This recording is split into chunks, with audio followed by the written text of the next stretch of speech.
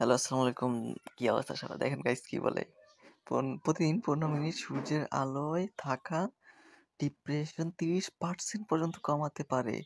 ও সেই তো এটা তো আমি আগে পরে এটা এরকম শুনি নাই। আচ্ছা দেখি কি বলে লাইভ স্প্রিং। আমাদের ব্যস্ত জীবনে আমরা অনেক সময় রোদ থেকে দূরে থাকি। অফিস, বাসা, বিশ্ববিদ্যালয় বা কলেজের ভেতরে দিনের বেশিরভাগ সময় কেটে যায়। একটু সময় বের করে প্রতিদিন মাত্র ১৫ মিনিট রোদে দাঁড়াতে পারলেই শরীরের সাথে আপনার মনও পেতে পারে উপকার। কেন রোদে থাকা ভালো?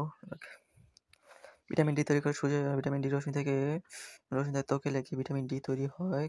ডি করতে শুধু হাড় ও দাঁতের জন্যই নয়, মানুষ সুস্থতার জন্য গুরুত্বপূর্ণ। ভিটামিন ডি এর ঘাটতি হলে মেজাজ খারাপ, মন খারাপ, দুশ্চিন্তায় পড়া এবং ডিপ্রেশনের ঝুঁকি বাড়তে পারে। মন বুস্টার রোদ আমাদের মস্তিষ্কে সেরোটোনিন বাড়াতে সাহায্য করে, যে হরমোন মুড ভালো রাখে, মন হালকা করে। ডিপ্রেশন বা উদ্বেগ কমাতে দারুণ ভূমিকা রাখে।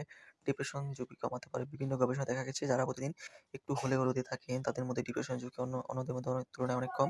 গবেষণায় দেখা গেছে যারা ঠিকমতো সূর্যের আলো পায় না তাদের ভিটামিন ডি কম, তাদের মধ্যে ডিপ্রেশন বেশি থাকে। তারা নিয়মিত রোদে থাকেন তাদের ডিপ্রেশন মাত্রা অনেক কম।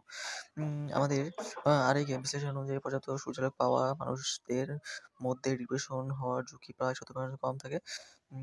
আরও কিছু স্টাডি পাওয়া গেছে প্রতিদিন সামান্য সময় রোদে থাকা বা বাইরে হাঁটাহাঁটি করা মোট বেলাকে ঘুম ঠিক রাখা এবং মানসিক ভারসাম্য বজায় রাখতে তন্ময় সাহায্য করে। রোদে যাওয়া ঠিক উপায়।